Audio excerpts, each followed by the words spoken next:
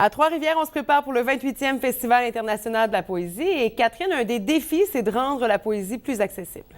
Oui, c'est vraiment l'objectif principal du Festival international de la poésie. Et je pense que dans les 28 dernières années, on y a réussi pas mal. Il faut voir ici, simplement qu'au centre-ville de Trois-Rivières, tous ces poèmes qui sont affichés sur les bâtiments, les nombreuses activités également qui ont lieu hors du Festival international de la poésie, même les tout petits bouts de chou maintenant qui font des poèmes à l'école. Il faut se rappeler en 1985, la célèbre phrase de Félix Leclerc, qui était le président d'honneur de cette édition, qui disait que Trois-Rivières était la capitale de la poésie. D'ailleurs, Gaston Bellemare, on s'en est parlé de ça ce matin en conférence de presse où on a dévoilé la programmation, avait un très bel exemple à nous raconter sur la poésie et l'accessibilité. Il nous a comparé ça même à un supermarché. Écoutez bien.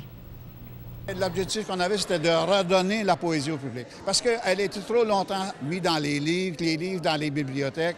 Et dans les librairies, on la trouvait la dernière en haut, tout à fait, ou en bas, mais jamais à la hauteur des yeux, comme à l'épicerie. À l'épicerie, on achète toujours à la hauteur des yeux. Vous n'avez jamais vu quelqu'un à genoux chez Métro en train de chercher une boîte quelconque pour amener dans son épicerie, pour faire son épicerie. Bon, j'imagine qu'on parle d'une programmation assez chargée.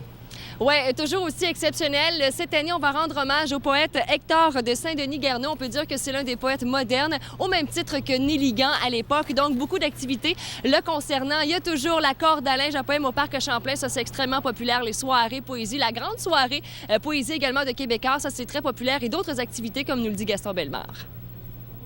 Une soirée à jazz et poésie où Winston McQuaid va lire Saint-Denis-Garneau et on a une soirée avec l'Orchestre symphonique et Valérie Milot et Winston qui va lire aussi d'autres poèmes de Saint-Denis-Garneau. Donc, c'est vraiment Saint-Denis-Garneau, mais c'est aussi, je pense, 370 activités qui sont reliées à la poésie. On a de 5-6 belles expositions.